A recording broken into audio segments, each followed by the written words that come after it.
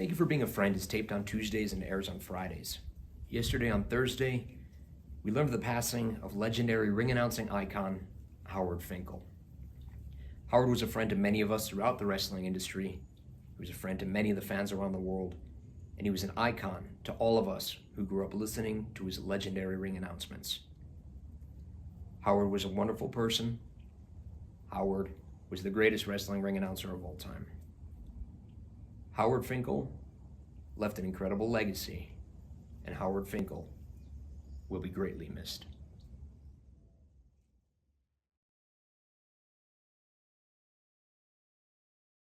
Hello, everybody. Welcome back to the Lanai here in Arizona. Thank you for joining once again, or thank you for being a friend. Thank you all for being a friend. Very excited for my guest this week. He's one of my favorite people in AEW that I look forward to seeing every single week and hanging out with him and just kind of like standing by him and listening to him talk. You'll understand once you meet him. He is a member of the Nightmare family. He is also one half of the Natural Nightmares with his tag team partner, Dustin Rhodes. Please welcome QT Marshall.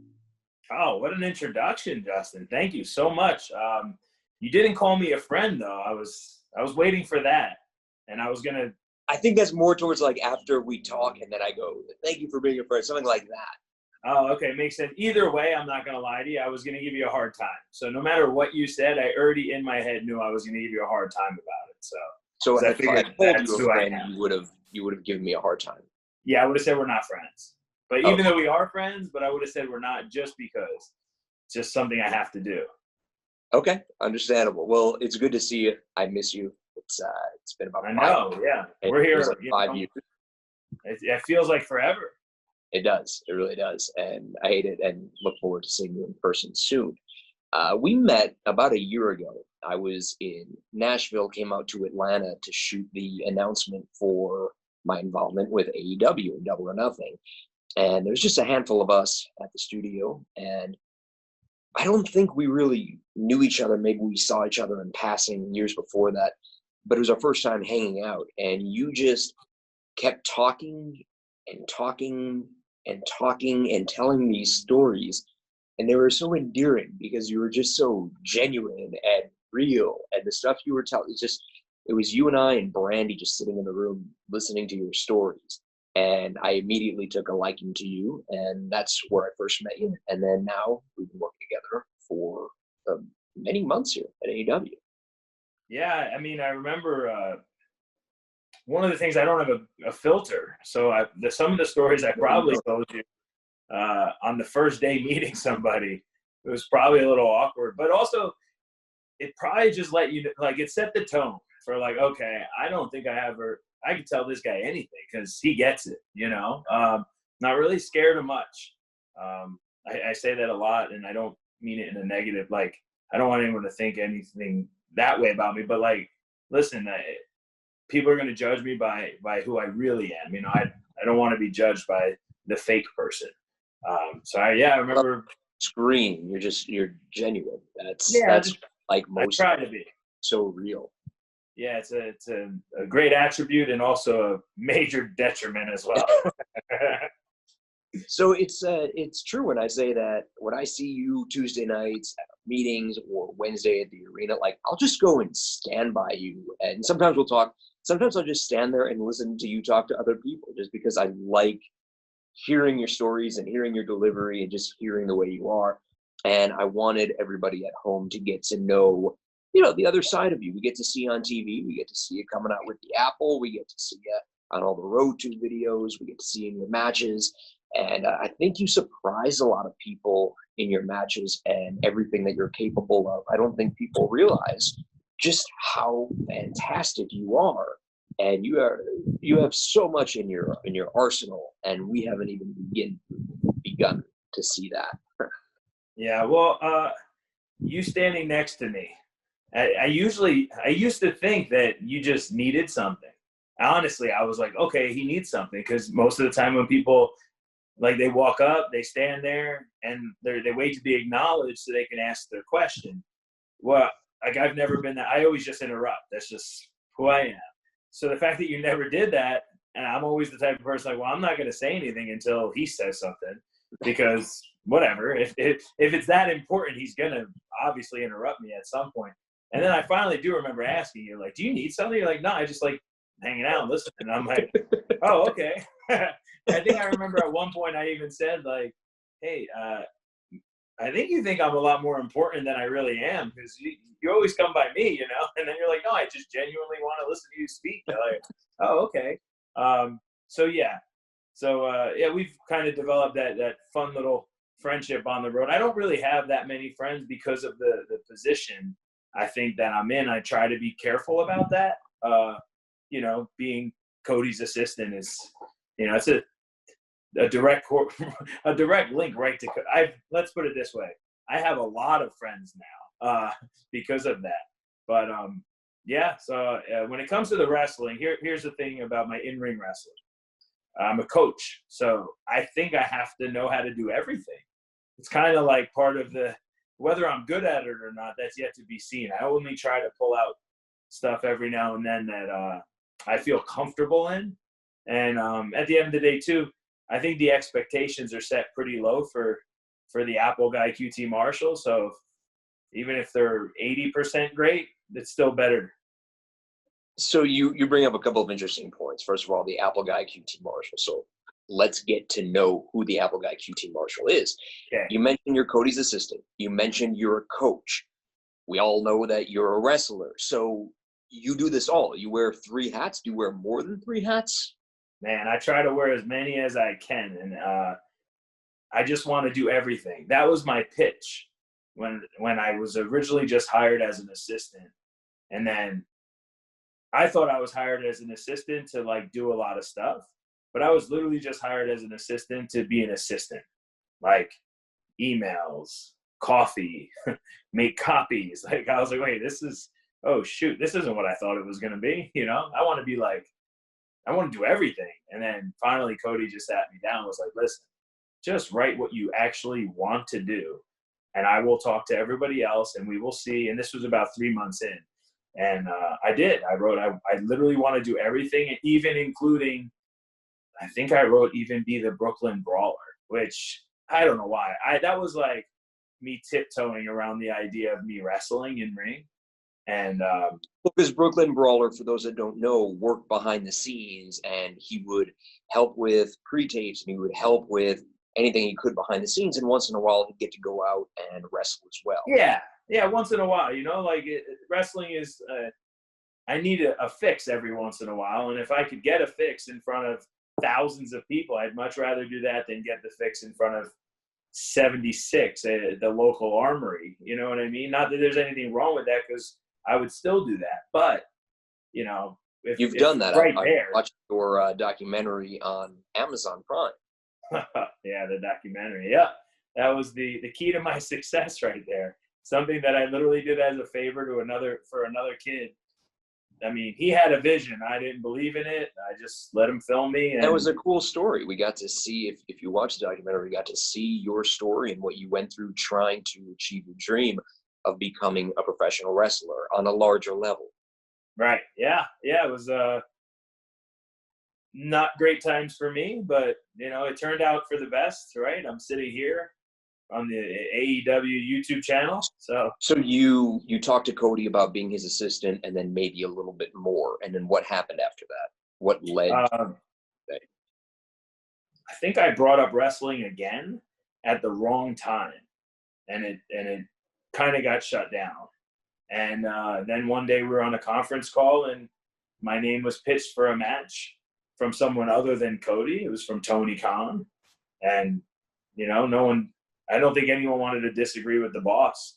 So it just kind of worked out. And then I was wrestling all of a sudden. One match. It's supposed to be one match. Now that's the match where you came out, and maybe the audience didn't have high expectations for you as the tag team partner. Well, no, that one. So that one was on Dark. Okay. That was when I wrestled against Dustin. I teamed with Peter Avalon against Dustin and Sonny Kiss. And with your mom. My mom was in the front row because we thought that was it. Like, all right, hey, I'm going to get my match.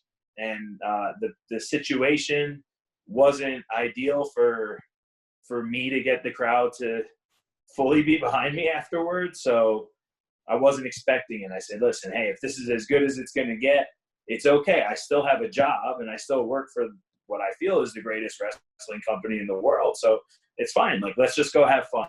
And I'm wrestling, you know, Dustin Rhodes. Like, doesn't get better than this. So I thought. And then I showed everyone that obviously I'm capable of wrestling in the ring.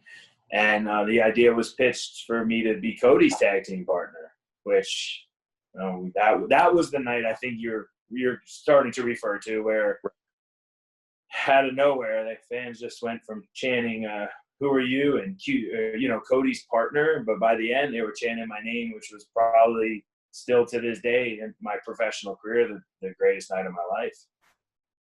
That was really cool. I remember being there and just taking it all in with you, for you, just looking around and saying, like, I knew this. I'm glad they got to see this. I'm glad they recognized it. And I'm glad that they showed their appreciation for you. Yeah, it was like it gets thrown around a lot, but like this 16-year overnight success, something like that. And my dad was in the front row in that show, which was funny because my mom wasn't, and then she was mad that my dad was, and she wanted to know how he got there and if I paid for a flight. It was man, what a fight. And I had to explain to her, no, he had money. I don't know how he got it. It was like, because he probably owed like back child support from 20 years ago. I don't know. There was a major argument at the fact that he got to see that one, and then she was justifying it that she got to see my first.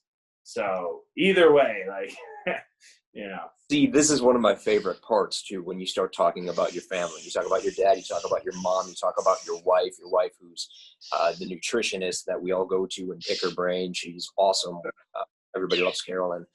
And right. When you start telling stories about your family, that's when the real actually comes out. So I'm glad that. Well, we were just speaking about my mom because she's a prominent role. She has a prominent role in the documentary where she's just berating me, telling me to quit, and wrestling is garbage and this, that, and the other. And now she's in AEW chat rooms, and which leads me to this story where she called me 2 days ago and asked me if I was planning on getting into better shape and what I have to do to not be labeled a jobber, because I guess there was a poll on this little group that she's in where like someone voted my name as someone that should be fired in ring, and she thinks like they make decisions. So like I had to explain to her, like, no, I mean, hey, fans are always going to love, they're going to hate. I mean, that's the best part about being a wrestling fan is you get to, have an opinion. And she was like, well, I was going to tell them, but I don't want them to say, oh, QT's mom's sticking up for him. So I told her she has to stop reading the dirt sheets. She has no idea what it means, but one day my mom will be on an episode of Dynamite, I'm sure. I look forward to it, and I can totally see that. You're a lifelong wrestling fan, and we've shared stories, meeting wrestlers in our younger days and just wanting to be around wrestlers. And we're both the same in the sense that, like, I used to make mixed tapes or mixed CDs or like make stuff to give to wrestlers that I was meeting. And you were the same way. You would go to meet wrestlers and tell everybody what you would do. You wouldn't come empty-handed. Right. No. So I realized this, a lot of those wrestlers, when they would come, we'd always have these sports cars and collectible shows at the mall. And they would always bring a wrestler there, usually from WWF at the time. And what I realized was, if you bought the 8x10, it was like a conveyor belt, right? You were just, boom, one and done. Then I drew a picture one time of The Rock. It's like a giant poster board picture, and he actually took like a minute to speak to me about it, how long it took me to draw, how long I've watched wrestling, if I was really his favorite. And he personalized the drawing. He wrote, like, to Mike, know your role. And I remember my buddy got a 8x10 and it just said Rock. It didn't even say The Rock, and because he was really busy at the time. And then we got the Polaroid with him, and he wrote The Rock, but on my friends he just put R. So I realized, like, oh, this is, at 12 I realized, like, oh, okay, they actually appreciate this kind of stuff. Like they're not just there to make their money and this, that, and the other. So then I just started doing that. So needless to say, I don't know where a lot of them are. The only one I have at the house is a drawing of Shawn Michaels. That one I have. And I think he put 2 Michael on it. He didn't really personalize it as much, but this was in the time period when he was gone from the WWF. He was half retired. And I also worked for the company too, because like I stooged my way in, kind of like I did here. And they made me keep changing shirts and keep going back and visiting him. And then at the very end, just so they could keep getting more 8x10s. But then at the very end, I was able to present my drawing to him, and then we actually had a personal conversation. And he didn't realize I was the same person. So, yeah. So that was like my way to connect with the wrestler. So you used to go to signings, you used to work for signings, you did anything you could to meet wrestlers. You wanted to be a wrestler. How did you make that happen? What was the first step you took to becoming a wrestler, and how old were you? Okay, I was 18 in college, and Dawn Marie from ECW was a good friend of the family. My mom taught her how to bartend. And so anyway, she was in ECW at the time, or she was working like she was back in WWE, right? So this was after. But she had done ECW.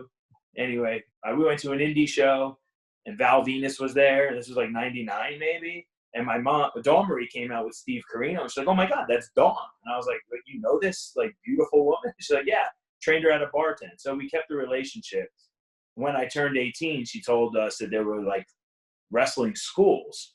And I went down, and that was it, man. I saw a wrestling school, which was in a strip mall and at the Monster Factory back then. And my grandfather gave me a deposit, and I started the week after WrestleMania 20. Like that Monday, I was there. And, so you've been working hard. You obviously worked for a long time at the Monster Factory. In your documentary, we see trying to go to the next level. And so for years, you're perfecting your craft. You're very good at what you do. All of a sudden, what was the next step that brought you towards AEW? Was it actual AEW? Was it All In? What was the next step to bring you towards AEW and this all happening? So I had my real job, which was running a restaurant that I hated. And before that, I was selling tools for my stepfather, which I hated. So I finally told my wife after we got married, I said, we're just going to move to Georgia because we had family in Atlanta. And we could buy a house from them. We don't have to pay a down payment, all this stuff. And I think I want to open a wrestling school because I think more than the money is about respect. And I couldn't get respect in wrestling as a wrestler because of my neck and all of the mistakes I probably made in the past of, again, I say a lot of stuff, right? Very honest. So we decided to open up the wrestling school. And at the time, Ring of Honor was still, I don't want to say relevant because they're still relevant, but they were like the company that I dealt with all the time. So they had offered me to call the Women of Honor color commentary. And in exchange, they would let me sit in the production meeting so I could start my school and start my own little company on the side and this, that, and the other, which led me to meet Cody, which led me to start training Brandy, which then they needed a national anthem singer for All In. And I pitched Shalandra Royale, who is one of my students who can sing. And I had to drive her there because I wanted to go, and Cody had invited myself and Carolyn to go there. So you drove Atlanta to Chicago. Drove Atlanta to Chicago. I sang the whole way. And Shalandra told me I don't have a great singing voice, but I believe I do, so it's fine. Were you doing that because you were trying to pitch yourself to be a future singer? Well, I wanted her to give Wear me another singing hat. lessons. I wanted her to give me singing lessons. And I figured if I got her, I helped with getting her this opportunity, plus I train her. Yeah, I figured I didn't have to spell it out, but I haven't started yet. I got really busy in the time that has happened.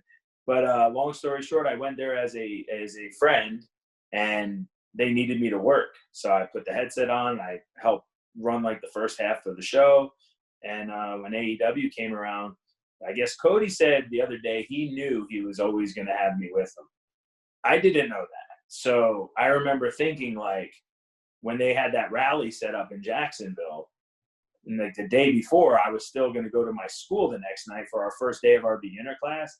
I was a little hot inside. Like, hey, man, like, what the hell? Like, all these other guys are getting jobs, and I'm hearing about it, and no one's saying anything. And then sure enough, like 8 a.m. that morning, I get a text. It was like, hey, can you come to Jacksonville? I'm like, sure. And I just got in my truck and drove to Jacksonville and filmed BTE. You could tell it's me filming too, because the nice ring on the back of my head, you know? I was very upset about it, actually. The fans are right. I think QT Marshall's there. You could tell by his head. You were great in those vignettes, and you always had the apple. You have the scar. So there's two things that I want to talk about. I want to talk about, one, how the apple became a thing, and two, the scar. People talk about your head and your hair, so let's talk about that too. All right. Opportunity to tell the world. The apple. We were here filming, and one night, the first time we filmed for Road 2, I was holding Cody's phone for him to speak into while he was making coffee. And I don't think that got over too well with, like, just the normal audience. Like, what, you can't hold your own phone? Like, why is this guy holding your phone? So the next video, we didn't do that. And then I just felt weird doing nothing. And I was like, oh, I'll eat something. And normally I would eat Reese's or something like that, because I figure I'm never going to wrestle again. What do I care? And but where we film, there's always healthy things. So there were apples there. So I ate an apple. And then it just people started writing about it, like commenting, you know, confirmed this person ate all this stuff. So then one of our producers was like, you should just always have an apple. I was like, all right, whatever. It'll keep me from eating bad or, you know, choosing poor decisions. So I just always had one. And then it just started to work. And everybody, well, either hated it or liked it. And I was like, you know what? I'm just going to keep doing it. And then because I played baseball, I could throw it behind my back and catch it. So I was Did like, you hear anything from Jericho? Did Jericho like or dislike the apple? Jericho didn't like the apple. And I don't know if it's because he didn't like the apple or he didn't like the idea that, like, I was kind of getting over. I don't know. I never really spoke to him about it, only because he beat the the heck out of me here. So I didn't want to get on his bad side, especially now he's got like the whole group. So I've never even brought it up. Since then, since I worked the cruise, you know, him and I have gotten a little bit on more of a better level. So I don't even bring it up. I don't need to know. It's okay. You know. Let's talk about your hair. Okay, the hair. So when I was 23, my hair started to go pretty fast. I think I was stressed out. I was pretty broke trying to become a wrestler. Or I was just stressed. Let's put it that way. A certain company told me I should get hair. And then Larry Zbyszko, who I was like working with at the time, he told me about a hair transplant. I had never even knew what that was. Like, obviously I know, you know, there's hair plugs from like the cable guy, you know, hair plug, like that I knew. And I looked into it and I was like, sure, I can do that. I have money at the time. So I did. What nobody told me was that I would lose the rest of my hair. Okay. On top of that, I didn't realize, like, they don't fill your whole head. They can only take so much at one time. What's up? You gotta say goodbye to Duckworth for the boys. We're filming. Well, I'll take over for a second. You gotta go. Okay. South. Yeah. Hold on. We're gonna have a special guest real quick. Okay. 6 feet. 6 We'll feet. see you in a minute. All right. Yeah, we'll be right back. I gotta stay within Who will 6 fill the feet. chair? 6 feet. He shouldn't take too long. Is this live? Hey, it's the American Nightmare. How you doing, Cody? I'm good. How are you? Great. I'm gonna put my we're having a shades good on time like talking you, bro. to QT and learning all about his life. A lot of it's a lie. How much did he give you, the wrestler's version, or he give you the real version? It feels pretty real. Is there anything you might add in? Anything we should talk about or Did he know? tell you about the documentary? We talked about the documentary. I brought it up. I don't think he was going to. So do you know how it all worked out with why the documentary was actually made? He said it was because his friend wanted to make a documentary. Why the documentary was actually made was it is a very, like, people don't give QT enough credit. It was a ploy to get hired by another company. And it didn't work, because what happened instead was me and Gary Juster of ROH went to the premiere of the movie. What was the premiere? What's that? What was the premiere? Oh, I don't even remember, but it was he At really a big laid movie out. theater with like thousands of people. Yeah, there? he rented out a theater at the little Five Points area of Atlanta and put this big presentation on. And I stayed, and I mean, honestly, is one of the smartest marketing tactics I've ever seen, because I fell hook, line, and sinker. This guy has been giving his life to the business. He's broken his neck. And that's authentic. That's all real. If you watch the documentary, the part that's made up is he never worked for Snap-on Tools. So you can see he's like, you got to watch it. You've seen it, right? Yeah, I've seen it. Oh, so yeah. he didn't work for Snap-on? No, bro. He's a mystery. And we're just now at AAW unraveling the mystery that is QT. He also, in the movie, they make his mom and his wife seem like they're like mean, and they're both two of the nicest people ever. It's really all his irresponsibility, and they're very organized and support and believe in his dreams and all that. They're really good people. I'm gonna let him come back in. Okay, thank you for letting us know about that. That's the thing that I think that people don't give him credit enough. How many people have gone, hey, I'm gonna do this on my tryout, or I'm gonna do this, I'm gonna do that. This guy thought to make a whole movie making you feel bad. It's a genius idea. I don't know anyone else who's marketed that way. The QT Marshall story. I recommend it for anybody out there. The audio levels are off, so it'll screw your TV up. You got to turn it up and turn it down. But I want to finish the documentary at AEW because his journey's been so unique. Associate producer, on-screen wrestler, partnering with Dustin. Very unique opportunity there. Very unique individual. Not unlike you, Justin.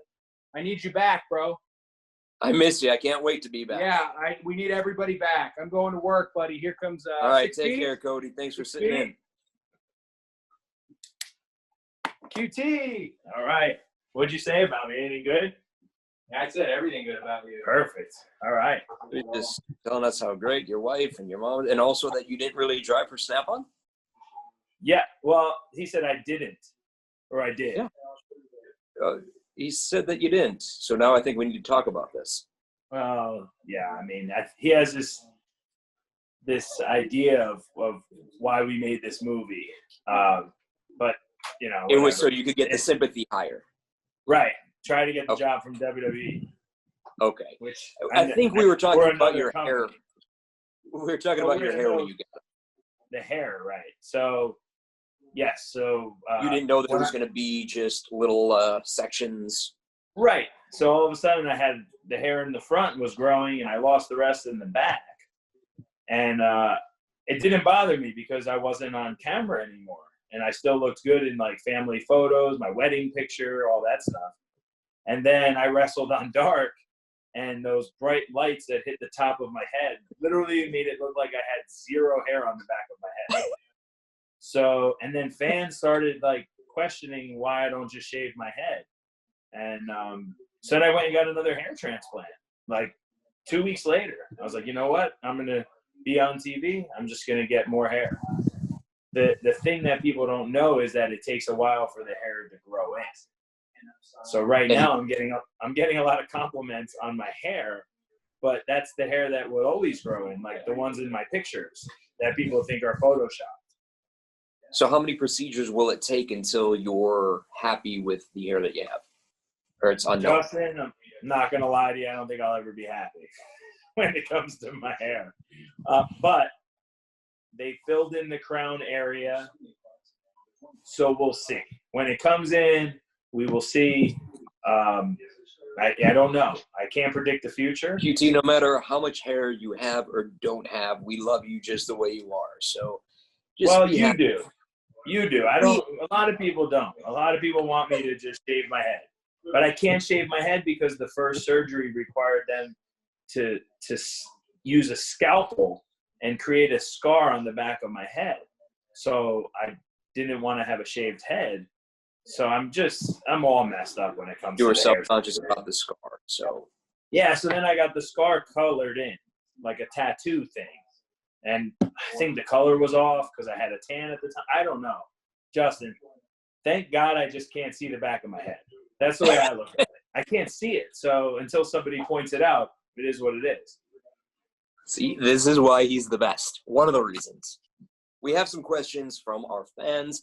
Speaking of our fans, just want to take this moment to say, everybody, all of our fans out there, I have loved being in front of you for the past about a year now at different times. You guys are so much fun, and you guys are the best, and I miss you all so much. QT, I'm sure you feel the same way.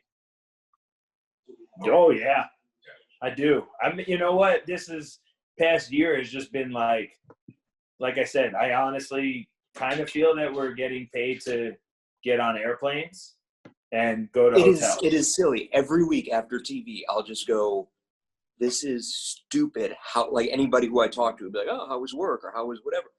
I just go, this is stupid. I love this so much. It is so stupid that this is our job, that we're having fun. We have such a great group of people. Our bosses are awesome. It's just everybody who, like us, shares the same interest. Everybody loves wrestling and just wants to go out there and put on an awesome wrestling show for our fans, and our fans are awesome. It's like everybody together. It's just so weird how it works. I try to explain that to people. Like, they don't understand. You can't explain it. It's just that feeling of every week. It's like, now I got to wait 5 days to go back to work. Yeah, I tried to explain it to my brother who lives in Germany. Well, now he lives in Denmark, but he works for a computer company and this, that, and the other. Anyway, I was like, hey, man, I'm finally got a job now with the wrestling, and I'm on TV. And he was like, good. It took you 17 years. Like, you should be doing all right for yourself in a career that took you 17 years. I was like, Jesus, like, all right, never mind. Like, how's your kid? All right, whatever. Let's change the subject. Well, hello to your brother if he's watching, and to our fans watching, the fans who sent in questions. We're going to go with this. Since you're known for having an apple, would you like to team with Orange Cassidy? You'd be like apples and oranges. Well, it's funny they asked that. My first Dynamite match was against Orange Cassidy. It was his debut match when they were dressed as Rick and Morty. And he kind of kicked me in the shins pretty hard. Vicious shin kicks. But now, Orange Cassidy and I think we have we've developed a nonverbal friendship because he doesn't really like to do much. And I like that. Someone that can get by just doing a little bit. I really respect that. So obviously right now I started teaming with Dustin, and that's my goal. But if I had to pick a secondary partner, it would probably be Orange Cassidy. I don't know what we call ourselves, but something fruit related or apples to oranges. That I get that a lot. But yeah, I could see that.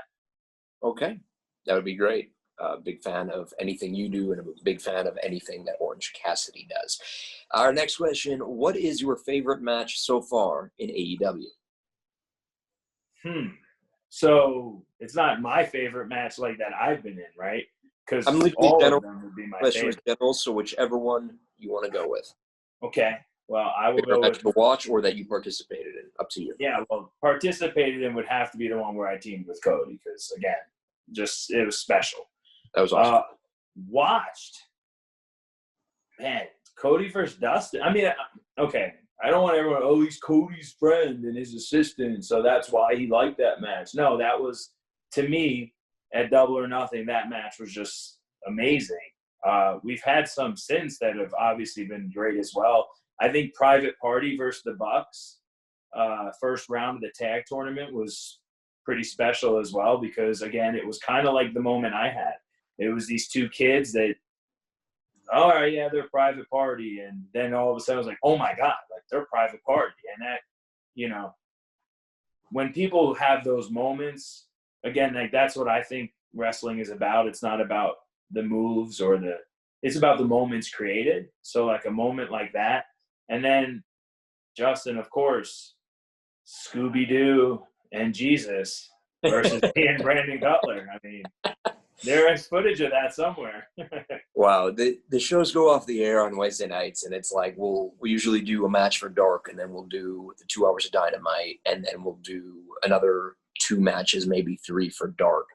And by then, a lot of time has gone by. You've seen a lot of wrestling, and I sit there every week and I look around, and you don't see anybody leaving. Nobody is anxious to leave. Everybody just wants to stay and hang out because the atmosphere is so much fun at our shows. So you never know what's going to happen after. I don't know what's going to happen. I'm sitting down there and I just kind of look in the ring and kind of look at the entranceway like, okay, is anybody going to come out? Because sometimes guys come out. Sometimes it's just the guys in the ring. You never know what's going to happen. And the week that QT's talking about, he was standing in the ring with Brandon Cutler, and a guy with a Scooby-Doo costume came in the ring, and a guy who's dressed as Jesus, who comes to a bunch of our shows. Both those guys come to a bunch of our shows. They got in the ring and ended up pinning.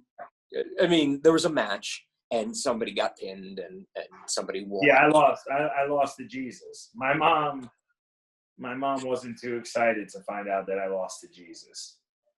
So. But it was fun. We have so much fun every single week. I'm glad that I got to see you. I miss seeing you, so I'm glad that this is a show. This is a real thing, so we get to talk. And I'm glad the world gets to hear your story. One question to end it on, because something I noticed a while back, you were talking about, I believe it was a kid that was supposed to go on the Jericho cruise, who something happened with his flight and wasn't able to go, missed the cruise. And he had made, I believe he drew trading cards of wrestlers, and you got those and took them around to all the wrestlers, and you were getting them signed. Did you get those all signed for that kid?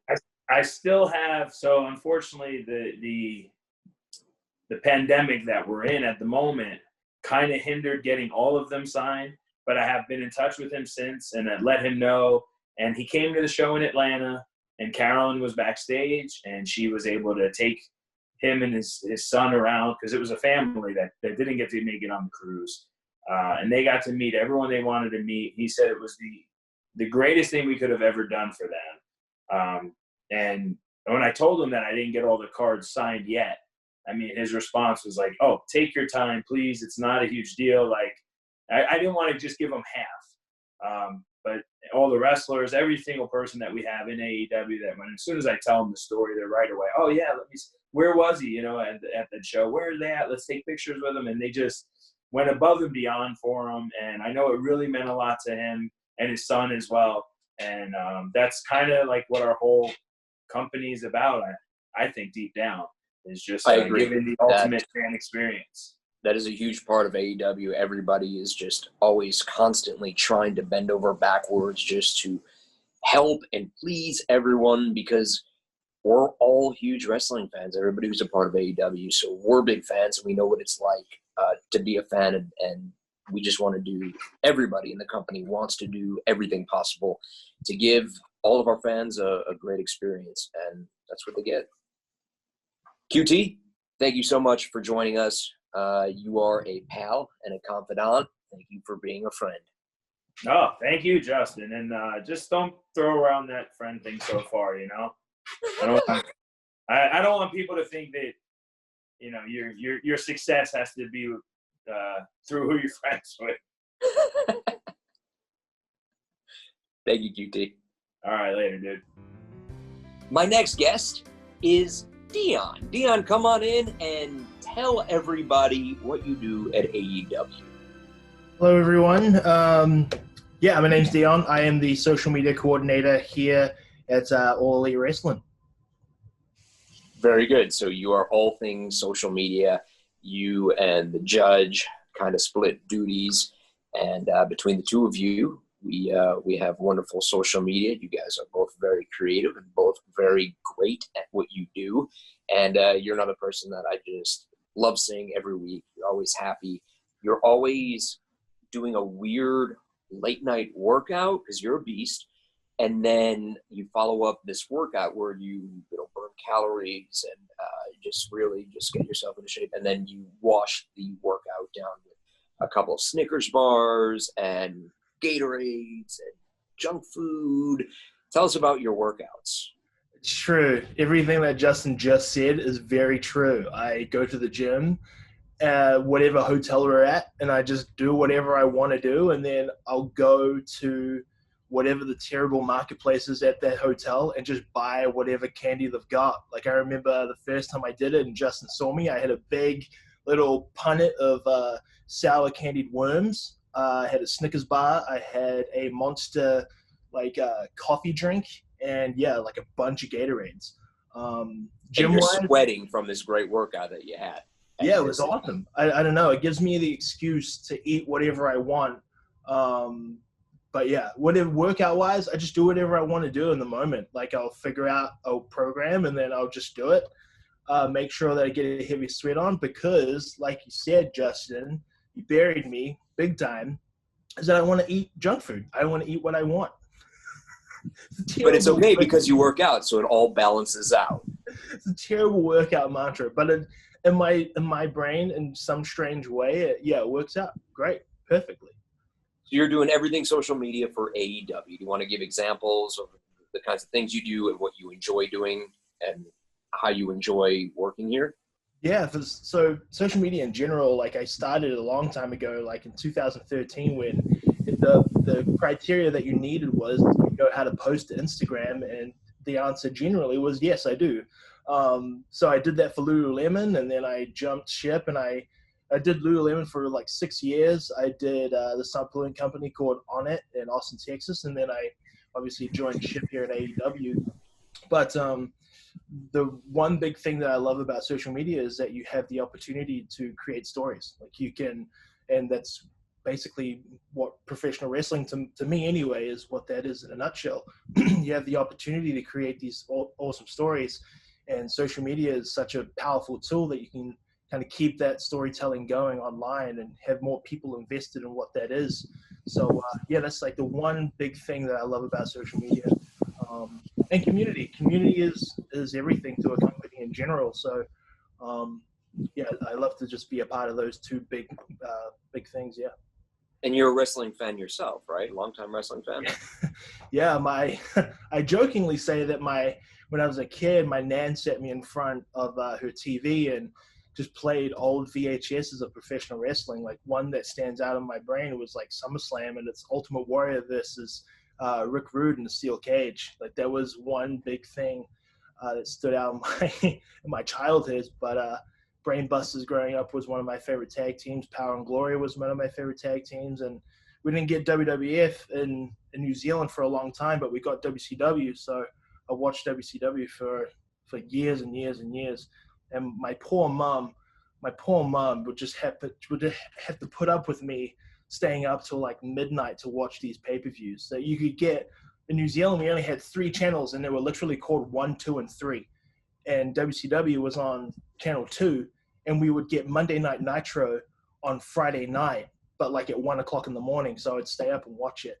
My mom hated me for it, but she didn't hate me for it, but she loved it. She loved it. It was whatever. So growing up in New Zealand and watching wrestling at 1 a.m. on Friday nights and any wrestling tapes you could find, it probably seemed like it was a totally different world, and it was something that was so far out there because it wasn't something that was coming to your town every week, and it was something that was just so out there. And now here you are at AEW, you're working. You talked about the Brainbusters. You're working with the Brainbusters. How cool is it being in AEW now and being in the world of wrestling?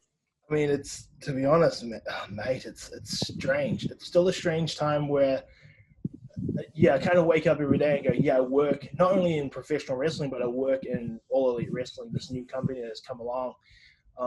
But even when I was a kid, like I never dreamed of working professional wrestling, let alone moving to America. I'm from a very small town where all we have is just, not a lot of stuff, but the upbringing that I had, it's just a strange, weird circumstance that I somehow ended up here and working for All Elite Wrestling.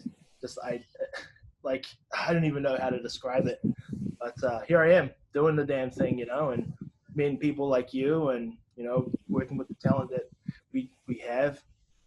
It's strange. It's strange. Every day it's strange. Are you having fun? Hell yeah. It's weird because there's a definition of having a job and you go to work, but this is definitely the most different that I've ever had in any type of job. Like I've loved almost all of my jobs, but having the ability to go travel every single week and going into arenas that I never thought I would be in. And for the most part, people think, I get to travel and do these cool things, but when the show goes live, I actually have to sit in the back and do a lot of, live tweeting and everything like that. But I actually, before the show starts, I stand in the arena and I look around and go, man, this is awesome. Like, be stoked that you're here. Be stoked that you're a part of this massive professional wrestling company. Be stoked that you're here. And then once I kind of sink that in and let that soak in for a little bit, then I go back to where we sit and just start working. But what I love the most for me personally is that you get to go out there every single night. Well, not right now, but when we were traveling, you get to go out there every single night, and you're the very first person that they see, and people get so stoked to see you. As soon as the crazy bongo drums come in, Justin Roberts on the thing, people pop for that, and it's awesome. I love that. It makes me insanely happy. And then the show goes. Thank you. That's really cool, and it's cool to be able to do that. I used to go out in the very dark. I had to go to the ring, complete darkness, and so the idea now that not only do I get to walk out when the lights are on, but that there's a graphic that Kevin Sullivan put together. It's my logo with what might look like the Golden Girls at maybe my feet, holding the microphone, and Mikey Ruckus made me music that sounds a little bit like another song that maybe the Rolling Stones did, and to be able to go out there and then just be able to see everybody's face, everybody's excited, and welcome everybody to the show and kind of guide them on the journey they're going to have for the next few hours. I love it. I love what I do. You love what you do. I love what you do. I think you do a great job, and it's always great seeing you around. Just seeing you backstage and hanging out with you during the days. I miss you. I miss seeing you. Thank you for coming on and introducing yourself to our audience here, so now everybody gets to know who Dion is. And I look forward to hopefully seeing you soon. I miss you, buddy. Yeah, man, I miss you too, man. And the next thing, when we start going back and traveling on the road, I want pyro for you. I want you to walk down, and when the music comes on and when you say, welcome to All Elite Wrestling, pyro just comes up. Kadash, kadash, kadash, kadash. I want all of that for you. That'll be awesome. Okay. Thank you for joining us, Dion. Stay safe, stay healthy. Thank you. You too, brother. Thank you again to QT. Thank you to Dion. It was great to see you both. And thank you to everybody out there watching. Appreciate that, and appreciate your comments and suggestions. Any guests you want to see, go ahead and send out a tweet and let me know who you'd like to see as my guests here. And as I said to Dion, I'm going to say the same to all of you. Please stay safe. Please stay healthy. I miss you all, and I hope everybody's doing well out there. Thank you for watching, and thank you for watching all things AEW, AEW Dark, AEW Dynamite, listen to AEW Unrestricted podcast, and we'll see you next week.